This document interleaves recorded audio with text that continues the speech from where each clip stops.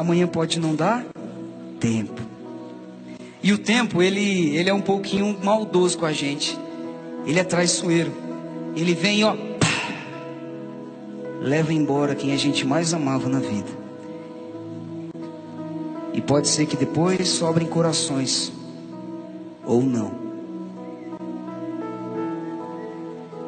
De quantas pessoas a gente hoje tem saudade? De quantas pessoas a gente fala assim, nossa, sabe o fulano? Faz tempo que eu não vejo. Às vezes ele não morreu não. Às vezes ele está lá naquela cidade, distante da sua. Às vezes ele está lá naquela rua, distante da sua.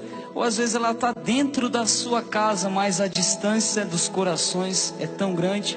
Uma vez eu ouvi o padre Fábio de Mello dizendo assim: a gente vai cruzar oceanos às vezes, mas a gente não consegue cruzar a mesa para olhar nos olhos de quem a gente ama. Qual é a maior distância? Daqui para a Europa, 10 horas de